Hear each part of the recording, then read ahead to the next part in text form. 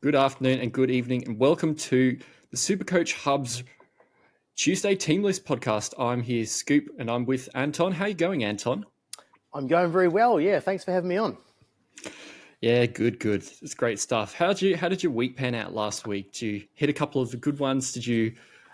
Were you subject to the C&K head knock horrors? How'd you fare? Yeah, I was. I traded him in last week, so I copped that one. I traded him in for Joey Manu, so that was about an 80-point swing there. But I got some right as well, so I'm not going to moan that much. Came in with a 1381 in the end. I looped SJ's 140 odd, whatever it was, 144. And my other trade, which I didn't really want to make, but Simpkin got named. And after Yeah, I got that score from SJ, and I knew I wanted to loop him, I just was looking at Simpkin and going like, "How do I get rid of you? I don't want you to trade on this. I was hoping you just wouldn't appear anymore," but he did. So he became Ruan Ngati Koda from the West Tigers, just like way down the pecking order at hooker, a $200 cheapie, and that's kind of left me with a bit of cash to play with from here on in, but probably a trade shorter than I wanted to. But 1381, can't complain. Moved up a couple hundred spots, and I'm just sitting a little outside the top 2,000 there. So yeah, that's well pretty poised to solid. make my final charge to that top 1,000. Yeah, that's good. I came in with a bit below par, 1326. Traded Jack DeBellin to Matt Lodge, which was my C&K of the week. Did not pan out great. He's probably going to move on. And I've got a bit of a fullback conundrum that I probably should have moved on last week. Drinkwater and Dylan Edwards. And I've got 4 trades left, so I can move at least one of them on. But it'll be a question of, do I want to keep playing Ponga as my starting 5'8", because he's far and away the best, or do I move him down and trade in 5/8. I'll have to see how I go. I think it's going to depend on how far Matt Lodge's money is going to stretch. But yeah, I'm not doing too great this year, but coming home with a little bit of a wet sail, hoping to crack back into the top 10K. All right. Team lists this week were a little bit spicy. We had a few guns returning, a few leaving with head knocks. We start off with Seagulls versus Panthers. Anton, can anyone stop the Penrith three-peat? Yeah, it's it's quite a troubling thing to see. They just keep getting better and better. I think the Warriors played them earlier on in the season. Warriors being the team I support, so I kind of watched those games a little bit closer than the other ones. And we kind of had them at a point where I thought we could beat them. There was a sin bin there. There's a couple of other things, and around that midpoint of the season, and even earlier on, I didn't feel like they had hit their straps yet. I was just like, they're winning all these games. They're winning against these teams, but they seem like they were still beatable. Now after Origin, they're getting all their players back, and that team, man, they're just like feel like they're ramping up for the finals now. They've got their rests out of their system. They've got a couple of niggles there. There's one for Tungle under his leg, still hanging around, and Edwards is another one. As you mentioned off air, he might be carrying something. So, but overall, as a defensive unit, it's quite a scary thing to be up against Supercoach wise. And I think looking ahead, you're kind of looking at especially your backline players. Is anyone coming up against the Panthers? Because you're probably going to sit them. Yeah, well, 100%. I mean, even last week, Garrick did not look like he was going to score points, and I really worry about him this week. I've got to decide whether I'm going to bench him this week. But yeah, on the team list sort of side of things, not too much changed apart from the fact that Matt Lodge is now gone. ACL is confirmed, so we do have Cyprian Kepi in the props. Burbo's back. He's starting now over to Ilagi, which is interesting. And Tungo's still out. Hosking's in the centres. I did hear, I don't know if this is confirmed, but I did hear that he redid the injury. So I think that anyone who Really? has had him or has him, and look, if he's not back after 4 weeks, that just smells like it might be a re-injury as well. So look, you might just have to grin and bear it to the end if you don't have any trades, or just swap him out because it's not looking great at this stage. It's been a month now, hasn't it? Yeah, it has been. It was about 3 weeks ago. I kind of had the decision to go for him or to go for To'o. And it was just after Origin. I was like, he was a less expensive, so I went for To'o. and man, Oh, fantastic. proved to be just lucked out there. Like holy crap. But yeah, and I think I actually have Tungo in my draft side. So I've been, it's a bit easier there because you've got unlimited trades and you can move guys in and out. So I've just kind of stashed him on my bench, and I'm happy to do that. But it is annoying because I've been hoping that any day now he'll just pop back in and help me out during the finals, but it just doesn't seem to be like it's going to happen. I think the Classic, if anyone's holding him, it's a real tricky one because I think he's at such a high price point, and there are players with good matchups this week that you can plug in there, and so it's a lot of points that you're essentially passing up on if you choose to hold. Oh, 100%. It's sort of like, well, it's not the guaranteed, but it's sort of like holding Val Holmes. Like, they're very expensive, and you kind of just don't really want to have them sitting there rotting away with like $750,000 where you could just sideways move them to someone who could score you 100 points instead of 0. That's right. Yeah. And the other thing as well is if anyone's thinking of hopping onto Zach Hosking, there's only one more week left for the Peach in Purgatory. I think he's available. Is it next week or maybe the week after? So yeah, as tempting as Zach Hosking might be there, don't do it. Do not do it. Yeah, he served his time this year as a good option, and I think you're just playing with fire if you're bringing him in with this few trades left. All right, is there much else you'd really look at in this game? Would you put the VC on Cleary over Latrell or a Ponga? I'm considering straight seeing Nathan Cleary this week because I think those forwards, the only guy there that I really rate in the middle there is Sipley. Yeah. But just experience-wise, Ben Travojevic, those kind of guys, and Sean Kepi, there's a lot of plotters in that middle section, and I just think the ruck speed that the Panthers have, all those big men are going to be like standing in mud. And I know it's at their home ground in Brookvale, but geez, once that forward pack gets moving, like your Liam Martins and your Moses Leotas and Scott Sorensens and guys like that, I can see him having a huge night, Cleary, out there, and so I'm thinking of going straight C on him and not worrying about any auto emergencies or anything, and enjoying my weekends. To be honest, that's a pretty decent shout because if we watched the Manly game last week, like the Roosters looked like an iron defense versus Manly. Manly just did not look like they were going to do anything. They looked tired. They looked beaten up. They looked ready for the off season, like they'd given up on finals. So Penrith could put up a score on them this week.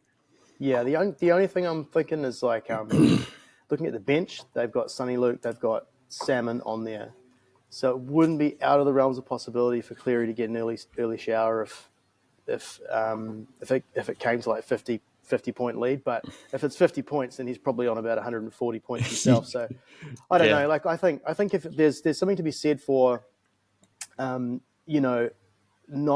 getting sort of tricky with the loop. Everybody's looking at it week to week. But it's not only the automatic emergency you're thinking about. You have to sit one of your players.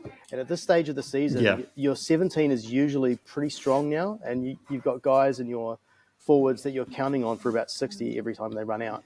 And the person you've probably got as your 18th, 19th man is probably around that kind of like low 50s, kind of plottery sort of area sort of thing. So you kind of, having to sit someone out to play someone like that. So, I don't know. If you think there's a clear winner this week, slap the C on them, I reckon. Yeah, it could be a very good shout. All right, we'll move on to the first of the Friday night games, Sharks versus Titans, and we figured out the Hines wasn't the end of Hines. He had a decent game, but yeah, he was still dropping price a bit. Not too much happening on the teams, or for the Sharks side. We've got Tom Hazelton dropping out, Mulatalo coming back in on the wing, and the cavalry comes back for the Titans. We've got Jolliffe and Tino moving back into the front row, and then a bit of an exodus with Randall starting hooker. Verrills now confirmed out for the season with off-season surgery, I think. It hurts. Yeah. And Campbell is at fullback with Brimson not making it to the team lists this week. Mm-hmm. Thoughts on the shakeups from the Titans? Do you think they can trouble the very up and down Sharks with the big guns back? Absolutely, they can. They played against the Warriors last week with a man short, and they pushed the Warriors fairly hard for most of the game. And although they are a team that can concede some points, they got a lot of strike in that team as well. They can score points pretty easy. And I reckon, Jaden Campbell he's an amazing player at the back there. He gets him out of trouble a lot. And he can break the line from pretty much anywhere on the field. So I actually really like the look of the Titans game, and I think this has the potential to be a bit of a points fest. Yeah. The Sharks are, they're leaking a lot of points as well. They've got Matt Moylan on the interchange, which is a real interesting one. So I don't know whether he's just going to come in at 13 and float around. I don't really know what the plan is for Moylan there. Will he hop into dummy half? I've got no idea. But yeah, it's at points bet, and I think the Sharks have had their, they've had to kick up the bum with everybody telling them they're going to miss the 8. And last week they showed that they're not ready to lie down and do that. And the Titans are a team that, on paper, I think they should beat. But Fa'asua Maliawi is a big inclusion for them. He's their captain, and he's going to be tough for them to handle in the middle. So I can't call it, but I think there's going to be a lot of points in this game. Yeah, I agree. I feel like it could be like a 36-20 or something. Yeah. There could be points flowing from Hines and the backliners all around. I think Millen on the bench is good for McInnes. Like, we've seen him play that absolute monster of a game against Penrith, but I wasn't expecting him to get 73 minutes in the next game. I was thinking it'd be more down around that 60 mark, but if it wasn't that stage of the season, I'd be looking at him, honestly. Mm-hmm. He took such a hiding in that game, though. He was million tackles. So bruised and beaten up. He was over 80. He beat the clock. First player to do that. He was missing a tooth before kickoff, and so he wasn't exactly the most photogenic guy after the game. And yeah, for him to come in and play, huge minutes in the middle again, the dude's just a machine. But there'll be nothing left of him in a few more weeks if they keep using him like that. But they were just short of middles. I think Williams has been good for them off the bench. Whether he plays in the middle or on the edge, I'm not too sure. Probably plays in the middle, I would say. But yeah, look, I mean, McInnes, I don't think he's a buy, but if you got him, you're definitely holding him and you're definitely playing him here. Yeah, I think so. He's got such a solid base if he's going to be on with those big minutes. We saw a couple of years back where he had multiple 70-plus tackle efforts. We know he can do it. It's just a question of whether they're going to or not, and if he can last that long, really. So, yeah, if you have him, fantastic. But, yeah, with everyone sitting on probably 5 trades or less, unless you're really, really conservative, I think he's not one to chase at this stage. Nikora and Fafita is another interesting one. They're both highly owned players. Fafita is, for me, I think he's got a good matchup here. I quite like this matchup for him. So, yeah, I mean, it could be a sneaky VC for people who don't have Nathan Cleary or they're trying to fade him. It could be, if you're trying to find a point of difference for your vice captain, you might want to have a look at a David Fafita for this game. I reckon that's a sneaky VC. Yeah. If you have Britton Nakora, what are you doing with him? He's sort of come off the board the last few weeks, but as you said, this could be a good matchup for a few points. Hines could put him over the line for a meat pie this week. Yeah, 100% playing him this week. I think he just runs such a good line, and there'll be points. There'll be points this week. I can see him getting over the line for sure. So yeah, he's in my starting team this week. Sounds good. There much else to look at in this team? Aaron Clark's been getting big minutes, but I mean, it's too late to jump on him, and he's probably ruining his price for next year, if anything, more than being a buy at the moment. Yeah, agreed. Yeah, well, we move on to a bit of an interesting match, the late Friday game, Broncos versus Eels. It's been a couple of very one-sided matches both ways in the last few years, but I think it could be back to Broncos drubbing. The Eels, they did not look great. They're my team, and they should not have beat the Dragons last week. I think the Broncos could absolutely put their finals hopes to bed. Yeah. It's they had some injuries on the edges too. The Eels, didn't they? Andrew Davey went off. Was that right? I think he I went off for a don't. little spell there, and then that kind of looked like the tipping point for me. They kind of ran through them a little bit at that point.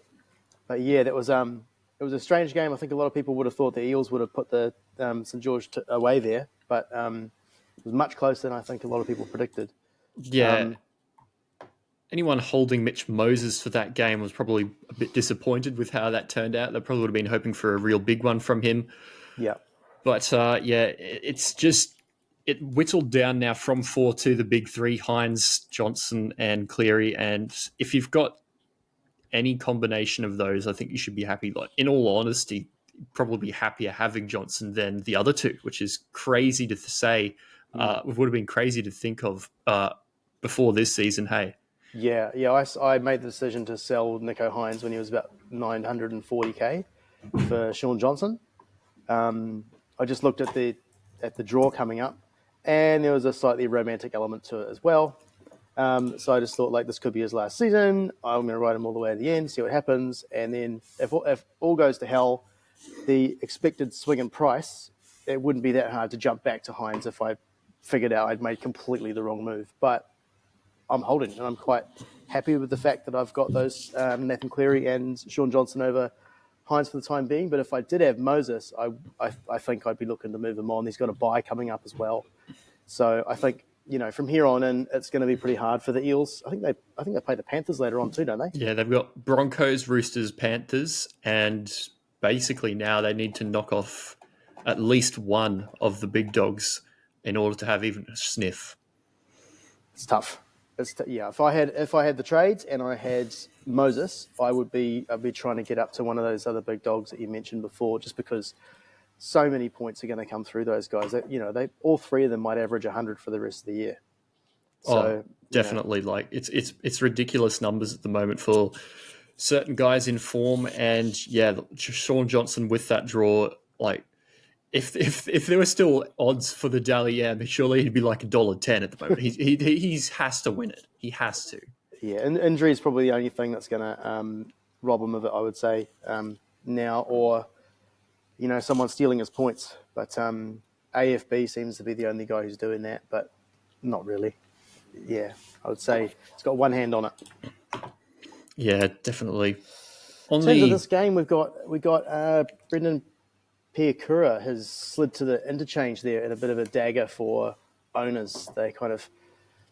I had him for I think about 1 or 2 weeks, and he was it was a cash out option. I thought, well, I've got him until Ricky returns, which he may not return. It might hold the spot for the rest of the year, and then he went really low, and I ended up selling him to Latrell a couple of weeks ago. Went straight to Latrell I had a fair bit of cash left over from the Nico Hines, Sean Johnson trade. So that was the move I made, and he's actually been scoring really, really well, actually, Piakura, and when he's played fairly good minutes. And the eye test, he looks really good.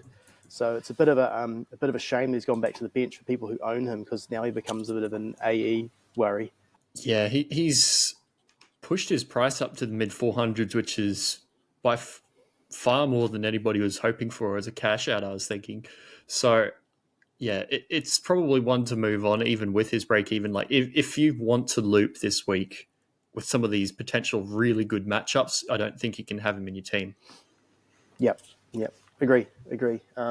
Also, Pat Carrigan, he's been scoring meaties for fun on the edge, just having a field day out there, scoring. He's off the nerdy run and having a whale of a time out there on the right edge. But now they've gone, whoa, that's enough fun for you, mate. Get back in the middle where you belong.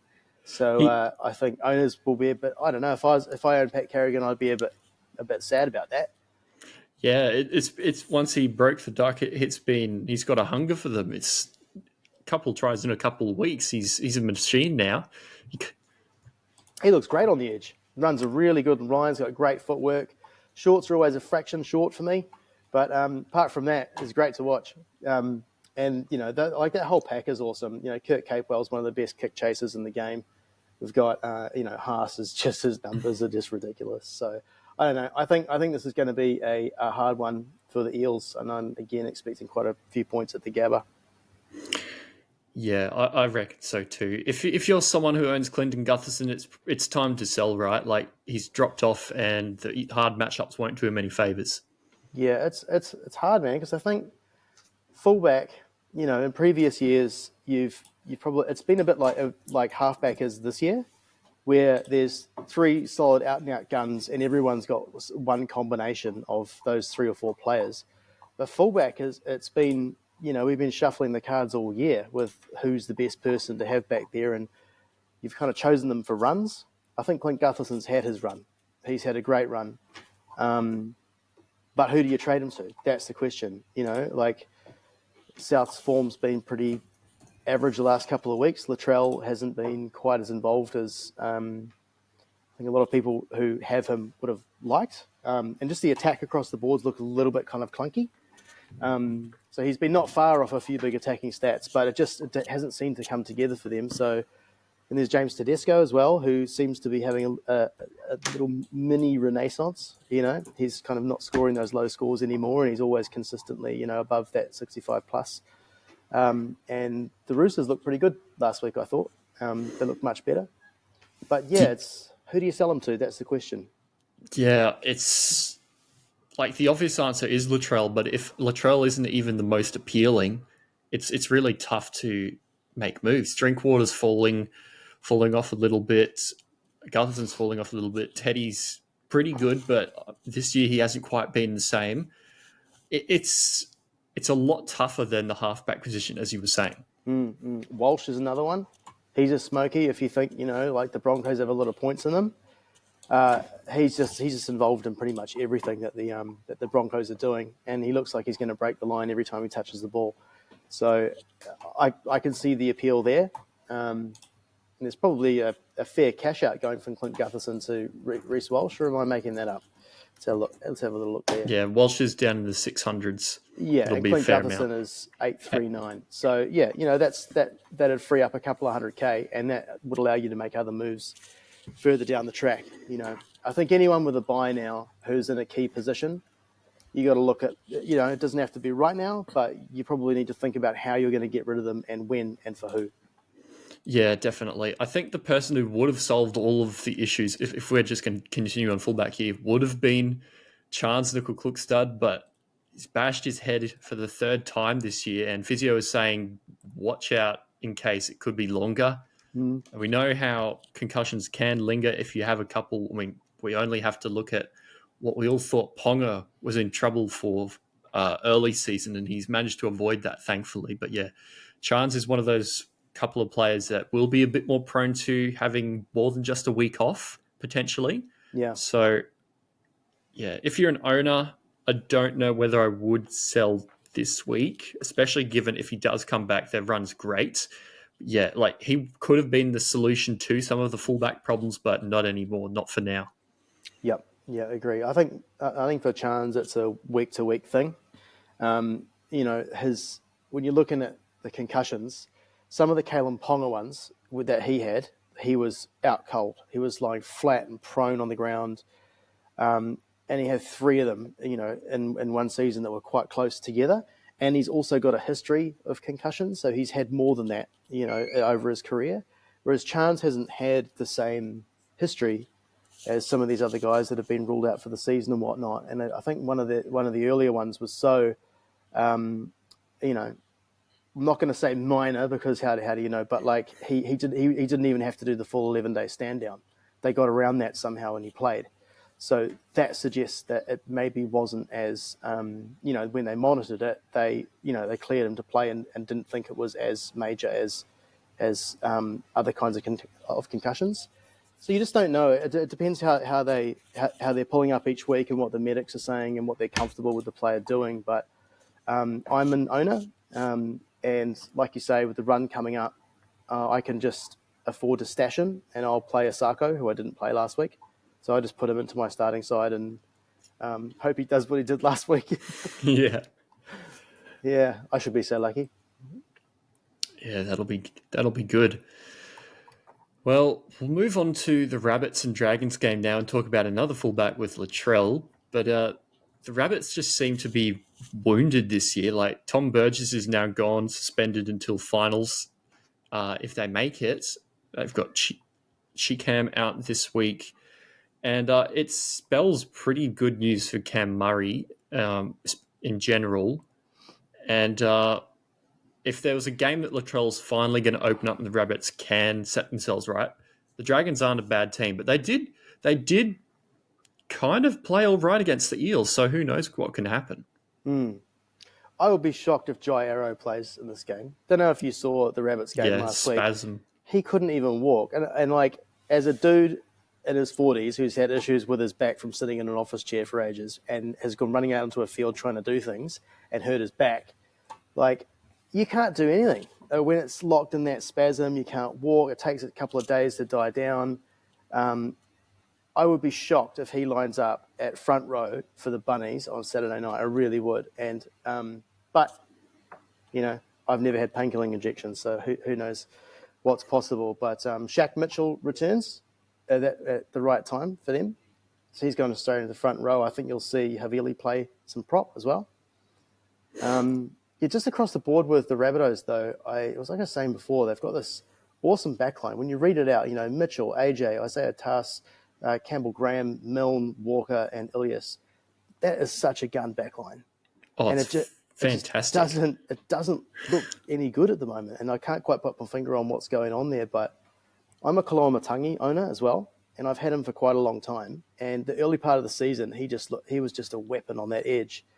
But I'm not quite sure if it's the communication with Lockie Ilias or what's going on there, but it just looks clunky as hell. They're getting in each other's way. They're knocking the ball on. So, yeah, you would think if it's going to click ever this season, it's got to be this game.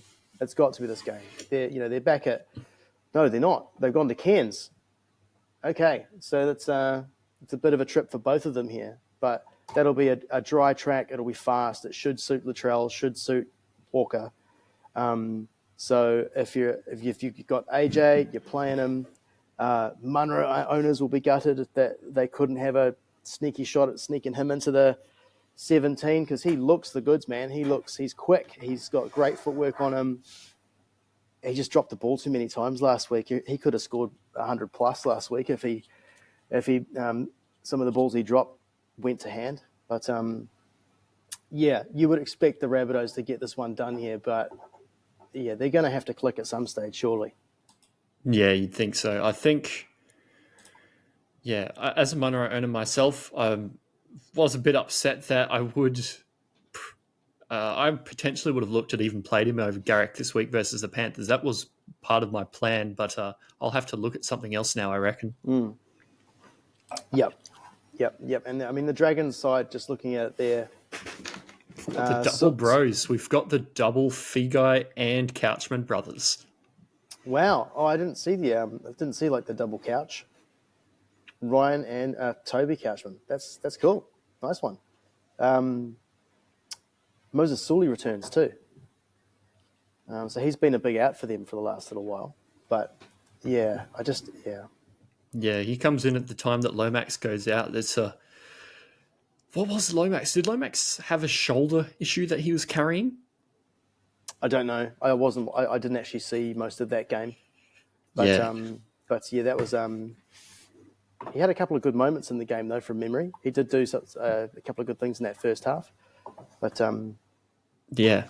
he's been a real weapon pod for people who picked him up at the right time. But I mean, he's too expensive to chase, and if he's carrying something, it's not somebody you probably want to look at for the rest of the year when he does come back. But yeah, across the board, the Dragons are just decimated. Really, they've got Jack Bird not even in the squad again this week. I really don't know what to make of Jack Bird's career going forwards. If his knee is that badly cooked, he will have to have a really, really careful off season for him to get back out there. I think he's got a chronic knee issue. Yeah. I think it's something he's going to manage for the rest of his career, and it's going to give him grief in retirement as well. So, I think it could be one of those ones where it just becomes too painful, like Andrew Fafita, where you just can't do it anymore. So it's a shame because, when he was playing earlier in the year, he was hitting lines really well, and having a guy who's a ball player out there on the edge is so handy for teams. But yeah, so he's a big loss for their side. But yeah, I'm not quite sure. If I wouldn't be interested in really any of the Dragons team from a Supercoach point of view moving forward. Yeah, if you jumped on Dan Russell at the right time, he's done well as a cash out. But yeah, on their side, like Ben Hunt is trying to carry them to somewhere, and somewhere we don't know where that somewhere is yet. It's either like 15th or 16th, or it's not very high. And the trap as well is Ravalawa this week. People will have seen the 4-try extravaganza and they'll be like, that's my boy. Hitch my wagon to this guy. Let's do it again. And then he'll give you a 12. Yeah, I think that hurt Moses a lot last week too. Like having the complementing edges be terrible in defense, it basically meant the ball didn't even touch the other side of the field. They might as well have played with a half width pitch, really. Like Ravalawa across that edge, just they just kept going down there, and then when the Eels had the ball, they kept going across there to Ravalawa's side, and really, yeah, he's not going to score that again. You definitely think. No, I don't think so. Yeah, all right. Yeah. Anything more on those two? Yeah, not a lot. If you picked up Cam Murray, you're pretty happy. Damien Cook had a good score, which is good considering hookers have been pretty ordinary as of late. Yep. So if you have him, maybe you don't need to move him to Harry Grant just yet. I think what I noticed with Damien Cook is when the game is in the balance, as it was for them last week and they were chasing points, he is just up and about. He's making a lot of runs. He's running out of dummy half and sort of getting behind the markers and looking for six agains, and he's just in everything. And that's the old Damien Cook wasn't just a distributor. He was always so quick off the mark sort of thing. And I saw that and I thought, oh, geez, this is if I held Damien Cook, I'd be happy about this game because he's just going. And I think Havili, who would normally be someone who might jump into dummy half, he's obviously going to be used as a prop because they've got no middles. Yeah. So for Cook owners, I think you'd be sticking fat and you'd probably be playing them this week for sure. 100%. I think that's a good call. Moving on to the next Saturday game, we've got the Tigers v the Warriors. We have Charms out. We've got Tuapiki at fullback. And not really a lot difference on there. Charlie Staines is out for the Tigers. We've got Junior Tupu and Nofaluma on the wings again. Rotations. There's going to be a few different ones here with Bloor on the bench for the Tigers. And we've got Curran, Tavanga, Dylan Walker, all to go through in the forwards. I think it's really going to hurt Tohu Harris going forward. Yeah, well, if you look at the interchange for the Warriors, there aren't any out-and-out props. There's no Afoa, there's no Ale. They've left those guys behind. The makeup of the Warriors team is really interesting. So everyone from like 8 to 17, they're all versatile. They can all play more than one position. I mean, apart from Fanua Blake, perhaps. Everybody else, they can play another position, and it's not only when injury strikes either. It's in the middle of the game they'll shift. So Harris will start at 13, and then when Mitch Barnett comes off, you often see him move up into prop, and then Walker will come on and play 13. So he's playing huge minutes still. I don't know how strong the tape is that's around his knees, but it just seems to be holding up. And he got across the line for a pie last week. I played him, which was good because I'm one of those players who's got him and Joe Tapine, and then every week I'm not quite sure which is the guy. You know what I mean? They're quite similar in their scoring potential, and if they score attacking stats, they could go great. If they don't, they could be 48 to 60 or 61, that type of area. Kind of not that interesting. Nia Kore often plays. He'll start on the edge and then move into the middle if he's not Simbin. And everybody else, I think. Now, Jazz Tavanga is very much a middle forward, so he'll play at prop for a little bit for Fanua Blake when he goes off. Surinen will probably come in and play a little bit of hooker for Wade Egan. And if there's any injuries to the outside men on the edges, he'll slot out there. And also Josh Curran, he'll come in on the right-hand side for Nia Kore, so he'll run off SJ in that last 15, 20 minutes. So those rotations I've been kind of watching very carefully in the games. Something always happens that upsets that, but they've got enough cover everywhere where it just kind of fits together. And the malleability of all those other players makes them kind of not really an option for Supercoach because they just don't play enough in one position or enough minutes to be doing a workhorse role, and they're not scoring attacking stats enough like to balance that out. So guys like Mitch Barnett, for example, he'll play mostly middle and shift to an edge for a little bit if needs be, but he's kind of around that 50 sort of mark, not really that attractive. The guys for me that I like in this side are Fanua Blake. I like Harris as just a whole plug-and-play guy. He probably sits on just maybe your 18th man, 19th man. He's a perfect guy for that. Like if someone's out, you can slot him in and you can, you'd be quite happy with his score. But yeah, in this game, I think Watini Zalesniak and Montoya owners would be kind of licking their lips a little bit here. Norfoluna loves to leave his wing. And they've been very good chalk men for us this season. So I think you're going to see them shift the ball wide quite a lot and strip them for numbers quite easily. So expecting the wingers to go over for a couple and Sean Johnson to score well again. But in saying that, I think the Tigers, this isn't going to be a kind of 40-point walkover like it might appear because of the ladder positions. The Tigers have actually been fairly well against a lot of the teams that they've lost to recently. I feel like they're fighting in games. They're not just rolling over and heads down. They are really trying to win every time they go out and play. And they've been unlucky a couple of times. They got so close in that last game with the Brooks kick to the corner. If that just sat up in the corner, it could have been a try and potential match winner. But they've been unlucky a couple of times there. But I think it will be a bit of a battle in that first half and quite close. And I guess if you're an owner of Isaiah Papali'i or John Bateman, I don't know, I kind of like this game for them. Waikato Stadium is a bit of a cauldron. It's quite a small ground, and it will be full to the rafters. You'll have all the local rugby league, all the clubs around there have all been given free tickets actually by the Tigers.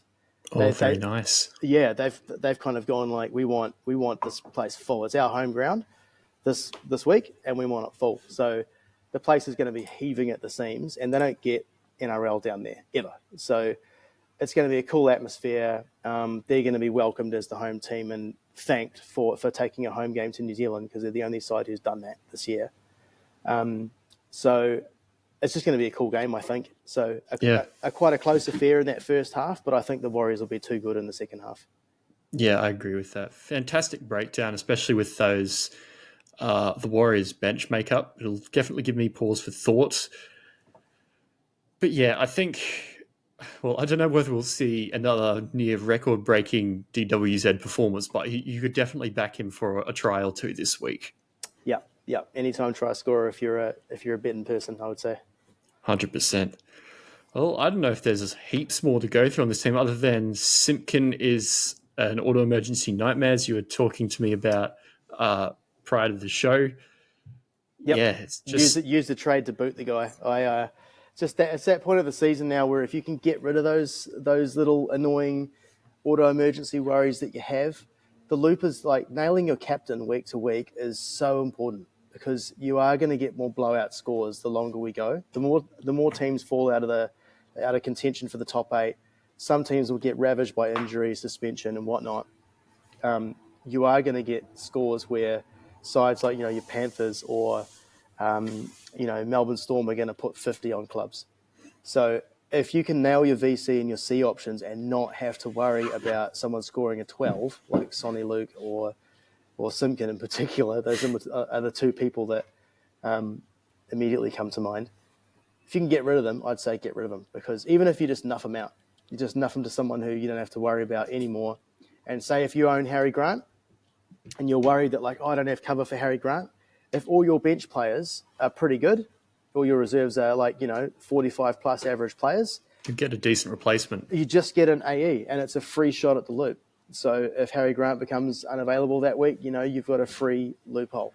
So I think with 5 games to go, there's no risk. Just nuff them out. save the cash, and then make the moves in other places as needs be. Yeah, definitely a good one. Move on to the Roosters versus the Dolphins now. And bounce back game for Joey Manu. Billy Smith as well. He's had a fantastic season so far when we've seen him. He just absolutely ravaged by those knee injuries. And he was very, very much hyped before that. We can finally see why. And I think it's really fantastic that he's coming into his own this year. Drew Hutchison keeps the halfback spot with Sandon Smith on the bench. And we see the return of Dylan Napa. How good is that? Amazing. Yeah, I didn't think we would be seeing that, but there he is. Big Red. Big puppy. He's back. Yeah, it's good. It is going to be a really, really great moment to see him back out on the field. On the Dolphins side, we've got Nikorima switching back to fullback again with Hammer in the centres, Tafare there, Isako, and not too much changing on the Dolphins side. We've got Lemuelu still on the edge. Marshall King has kept his spot. His shoulder seems to have come good for now. Do you reckon he's sort of over that risk a little bit? Sorry, which player? I just got distracted there. Sorry. Marshall King. Do you reckon now that he's had a couple of games, he's probably right until the off season? I don't know. I haven't actually heard much about his, because it was an AC joint, wasn't it? It was his shoulder. Yeah, it was an AC joint injury, but also I think there was somebody saying that the Dolphins physios reckon there might have been more in there than just an AC joint, but it doesn't seem to be affecting him, whatever it is at the moment. So maybe it's not bothering him at the moment, or at least he's able to get through that until the off season. So yeah, I don't know if I'd really look to bring him in, especially given that you're probably looking for the high ceiling guys at this time of year. But yeah, if for some reason you owned him, it's good to see him named. Yeah, it's great. It's a nice little bonus. I don't think you could play him with any confidence. If he is being sort of troubled by a shoulder injury, then he might not be making the same amount of tackles that you might expect him to make. Ray Stone is there as well as cover on the interchange. So you certainly wouldn't be bringing him in, but if you do have him, it's a bonus. Yeah, it's a funny one, this game, because it's the Dolphins have been playing some pretty good footy last week or so, but like just in patches defensively, they get caught out a bit against the good attacking sides. This is going to be Allianz Stadium about 5:30. So yeah, I mean it's a tough one to call, because if the Roosters, even though they played a lot better last week, they still look very beatable. It's definitely not the Roosters that we thought we were going to get at the start of the season, but like you say, their centres are almost their strength, which is a really strange thing to say about a rugby league team that's got a pack like this. And it's actually their centres that I think are going to look to get the ascendancy here. It's a great backline. That Roosters backline is awesome. And actually, Drew Hutchison I thought was really good for them. He's got actually a really good long kicking game, which is something that I think that they've missed. Just gets them out of trouble, and it gets them into good positions. In the field, in defence, they'll make that first tackle on the 20 as opposed to on the 35 or the 40. So I think his moving him to 7. I'm not quite sure why it's taken so long, but he's there. And I think he's probably going to stay there for the next little while. The main Supercoach players that people have obviously are Joey Manu, who I think you're playing every day of the week in this game. There's Suia Wong, who some people jumped on, especially for draft players. I think he's a sneaky name, and just eye test wise, he looks really good. And then for the Dolphins, Isako is the one that I think a lot of people, regret not playing last week, me included. But for those who did, they would have been pretty happy with that. And Nikorima as well. If you were one of those lucky super coaches who brought him into your secondary hooker role at about 350K about 8 weeks ago. Oh, he's been amazing. I was thinking of doing it, and I was just thrown off by the fact, well, Milford could come back. You never know what's going to happen. I think just Wayne loves him. Wayne wants to have him on the field somewhere. So even when Hamiso came back, he was like, okay, he's back, but I need Cody. where's Cody going to go? And it doesn't matter if he's at fullback or he's playing 6 or centre. He's getting involved and he's getting line break assists and all sorts of jazz. He's playing great footy. Yeah, he's just stuck around a lot longer than I thought. Hey, he's Yeah. been a fantastic asset for them this year. Yep. Supercoach-wise, there's not really much else other than Isako and those that might have Tafare. I think it's helped that Hammer's playing in the centres a bit because, for a couple of weeks there, Tavare on the inside of Zarko was just killing him because instead of him being a Brenko Lee who didn't have the weapons and pass him the ball, he does it all himself and tries to bust over for a try. So he had come back for a while, but he definitely bounced back last week, Isako. Yep, agree. The other guy that I would probably play if I had him is Lemuelu. He just kind of looks really good on that edge there, out on the left. Scored a good try last week. He's got really good footwork, and Wayne's obviously impressed by him. He keeps picking him, to start out there. With Kenny Bromwich obviously available for that same position, he's gone with Lemuelu and he's moved Kenny back to 13. So if you're one of those players who've held on to Lemuelu, I would probably play him this week. In either your centres or your second row. But not much else for me. Yeah, I think that's a good wrap. Looking forward to the return of Dylan Napa. All right. We move on to the first Sunday game now. We've got the Storm vs Raiders. This is a very interesting game because who would have thought that the Raiders, with all this, if they've sort of played up and down to most teams this year, and with a crazy negative differential, they're still in the hunt for a top 4 spot. It's unbelievable. They're like minus 78 or something ridiculous like that, and they're like 5th something. Yeah, they love a close win or a close loss, but they've had a few kind of like larger losses earlier in the season. And apologies to any Raiders fans listening, but I think this one might get a little bit messy at Amy Park this weekend. I think this is the game, and so if you're a draft player and you're looking to find a couple of high point scorers on the waiver wire that are floating around, like a Will Warbrick or a Tonema Player or someone like that, that no one's got, this is the team I'd be targeting. I'd be looking at Melbourne Storm players here.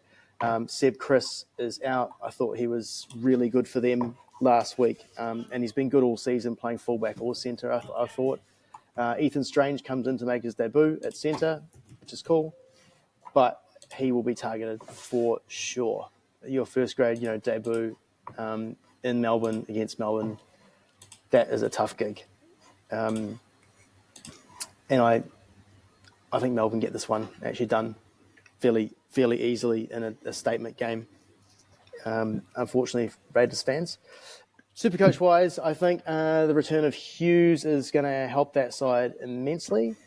Tui Kamakamika, Welsh, Sofa Solomona moves back onto the interchange bench, so he's not starting on the edge this week, which I just didn't understand anyway. Having him in the middle is just going to cause havoc, and I think the Raiders have a really big pack, probably one of the biggest middles that you'll see in the comp. So they've gone with a forward-heavy bench for that. They've got Moiroa, Ali Katoa, Nelson Sofa Solomona. That's huge. That's a huge bench, and that's there to combat those guys. So I would kind of be expecting all the action to be happening out wide. There's going to be a lot of traffic in the middle there, a lot of big bodies. It should be a good game. Looking forward to this one, actually.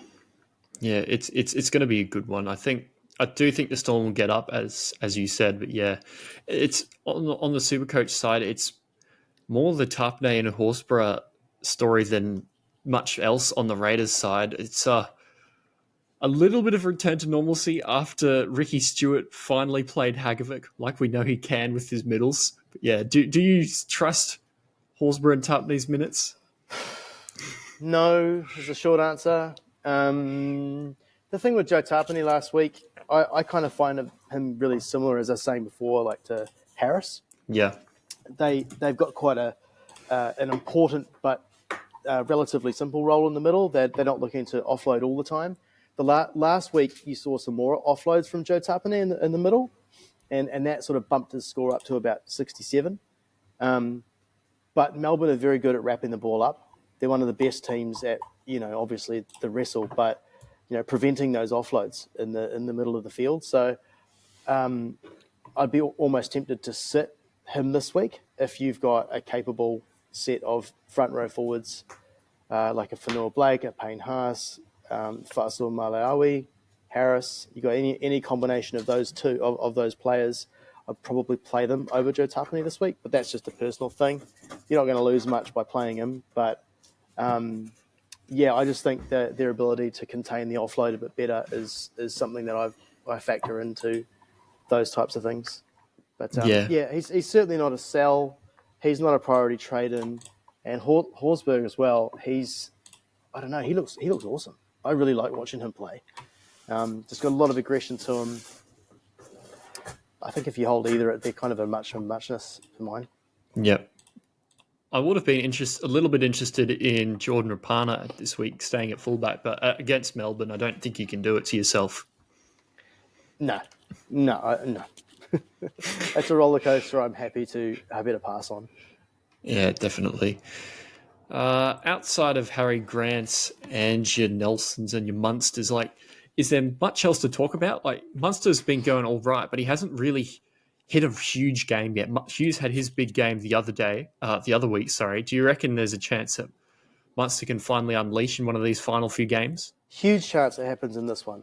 Huge chance. Yeah, I can just see his eyes lighting up at this new centre, and I think he's just going to pick him out and go at him. That's what I think. Yep. So young Tonamapea as well, even though he's not the most flashy footballer to watch, he's a very crafty player. He's very skillful. So some of the stuff he was doing in the last game, I was pretty impressed by. And he's just a kind of safe pair of hands that knows how to put Xavier Coates away. So I don't know. I can see those two causing havoc on that other side against Albert Hapawadi and Ethan Strange. It seems like a mismatch to me, especially if you add either Hughes or Munster into that attack. Suddenly that gets a bit scary for Raiders fans. That is a good shout there. And we move on to the Kalen Ponga show with Knights versus Bulldogs last Sunday game. Hey, is there anyone more in form for Supercoach than Kalen Ponga? No. He's just so good to watch, man. He's unbelievable. And it's especially, I don't know what it is, but he just attracts afternoon games. There's something about, he just seems to always play in the afternoon. And he loves it. When the sun's out, he runs. He just seems to have such a day out. And this one, I know I was getting a bit excited with slapping the C straight on Nathan Cleary, but when you look at this as well, you kind of go, "Poor, this is am I trying to think myself out of an obvious decision by doing that Cleary thing? Probably. This has C written all over it, doesn't it, Kalen Ponga? Yeah, and it's an interesting thing to note. There's a couple of the teams down the bottom of the table. Some of them are going to give you fight and will only lose by a little bit, or at least they'll clamp players down. There was the DCE versus the Dragons, and the Dragons have clamped down a few teams recently, and the Tigers have clamped down a few teams. The Bulldogs aren't somebody that will do that this year. I think it's going to be a monster game for pretty much that entire Knights backline, and almost the more players you own, the better. Yep, not very clampy. And indeed, they, I mean, he scored 180 against the Bulldogs the last time they played at a core stadium. It was his highest score of the season, 180 points. You could argue that the Knights were doing way worse than they're doing now. The Bulldogs have improved, I think. I think they're finding a little bit of mojo about their combinations. Sexton has helped them. Matt Burton is there. And you look at the pack. Billy Kickow is there. Preston, Tavita Pangai Jr., Max King, Reid Marnie. Luke Thompson is back, he's been a huge loss for them this season, I thought. Flanagan at 14 is pretty handy. Liam Knight, the new acquisition, he played his first game last week and he's coming in off the bench. And then Waddell. So on paper, that's actually a really good pack. It's a very good pack. And then the back line as well, they've got some exciting players too. But it's just playing at home in the afternoon and Kalen Ponga. There's just something about that is kind of irresistible. And he's kicking goals. That's the other thing as well. That if there's 40 points and he's got plus 30 points in goals just before he's done anything, it's so hard to pass that up.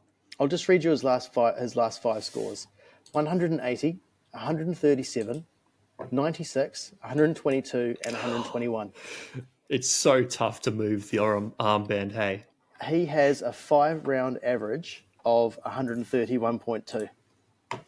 That's absolutely mental, hey? Like he's ticked over into the $1 million player, and I think is he the 5th player? Drinkwater hit it the other day, and like he deserves that tag. He definitely deserves it. This could be another 150 point game. Yeah, I mean, yeah. The hard thing is, right, say if you had your vice captain on, let's say it was Nathan Cleary or Nico Hines, and they scored 130, 120 even, right? I don't know if you can loop that if you've got Kalen Ponga as your captain. I don't know if you can, because, what's your cutoff this week? It sounds greedy. Like, I've been kind of burnt by not taking the loop when it was, a good one. And, my actual captain scored 82 or something, and then I've missed out on a whole lot of points. So I'm usually of the camp, like, you should take the points. But, yeah, It'd have to be a really big score for you to think about looping this week against Ponga. Yeah. I mean, look, let's try and, let's wear the black hat for a bit. Let's see why you shouldn't do it. Let's jump into the forwards here for Newcastle Knights. So they've got Jacob Saifidi starting with Leo Thompson. On the bench, they've got Matt Croker and Hetherington. No Bradman Best. He's out, and Ari Tuala comes in. Marju had a bit of a up and down sort of game. He scored a try last week, but he also got out-leapt pretty easily. And I did, kind of marked himself as a bit of a target in that department. So I think young Wilson, who's looked pretty good on the wing for the Bulldogs, will be up against Marju. As a weight matchup, it's pretty unfair. But as a speed and agility matchup, I think Wilson's got him. So I'm looking forward to that one. So I just think Callan's got a lot too many points in him. I'm trying to find reasons, but look, I'm not coming up with anything. Yeah, it's the only thing that really stops Ponga from being the absolute certainty is the Bulldogs forward pack on paper, but what has been on paper hasn't translated this year. So Luke Thompson coming back might help a tiny bit, but he hasn't had game experience this year. He needs to get into it. I think it's just a sure thing for Ponga. Yeah, and Tavita Pangai is, he's easily lulled into silly things. So, yeah. It should be a good game. I think it's the exact right sort of game you want as the last one on a Sunday. You want a game that's going to be, it's going to be a nice afternoon, free-flowing footy, spinning the ball wide, lots of line break. It's going to be a great game to watch. I'm really looking forward to this one. But I think I might be looking forward to it even more if Kalen was my captain. Yeah. Oh, I think so too. That brings us to the end of the games. What are you looking to do this week, Anton? Mate, I'm so boring. I think this is a week where I'm not going to trade. Very nice. How many are you sitting on to go? So I've got 3 left for the run home. I made a couple last week. One was that Simpkin Nuff out that I did, which I didn't want to do, but I had to. So I could loop SJ. So this week I'm able to cover Nickel Klukstan. I just move Asako into my starting side. I've still got Ruben Garrick on the bench and Munro if I need them later on. My starting fullbacks are Kalen Ponga, and on the bench is Mitchell. So yeah, I'm resting dudes like, Harris, Ruben Garrick. So I'm okay. I don't need to trade this week. So I think if you can find a week where you don't have to trade The other thing is as well for head-to-head players, if you finished in the top 4 of your league and you won last week, then you might have a week off. And if you got the week off, have a week off. Have a week off trading because you can't lose. Yeah. And then for overall players, just have faith in your squad. Look at the matchups, look at the teams, and kind of go like, well, do I have to trade? Not really. Would I like a better player? Yeah, but do I need him? Probably not. Actually, if this season's taught me anything, it's that kind of thinking you've got heaps of trades and needing a player now is often just not the case. And people who have just not paid much attention to what's going on and left their teams as it was, and just left CNK in there from the start of the season, for example. Now they've got a dude who's like a 650K in their team who was like nearly bottom dollar, that they didn't have to trade in and out constantly. Same with Jermaine Hopgood. Same with like all these other guys who came in and out and in and out. No trades for me. What about yourself? Yeah, I'm in the camp of having Drinkwater and Dylan Edwards at fullback. So I might be making 2, moving Ponga down and buying Latrell. I will just have to see what else I can move around, whether I'm bringing in Cody Walker versus the not versus the Rabbitohs, versus the Dragons. That sounds pretty enticing. I think I might go with that combo, to be honest. There is a chance that I'd just make the one trade to get Latrell. But yeah, I mean, if there is a chance that Drinkwater is carrying something, because I think he did have strapping on his calf in the last game at the end of last game, before he drops more, I might be inclined to use that cash. But as you said, people who have left their teams for a while, it often just fixes themselves. Yeah. So he's got a week off too, so that injury it's kind of come at a good time for him. It definitely has. I've got 4 trades left, so I'm very much on the fence because I can do it, but I can also just let it go through. But Dylan Edwards is the main thing that I've got to worry about. He's just been absolute shocker. I thought with Cleary back they would go really well, but just has not done a single thing really. Who have you got in your 5'8"? I have got Munster and Ponga. Wow. Okay. Yeah. So you can move him down to fullback there. Yeah. 5'8's a tricky position this year, eh? Like, I think a lot of people have had their heart set on either Munster and Walker. A lot of people have had Manu in there for quite a long time. Yeah. As well, who's been quite handy.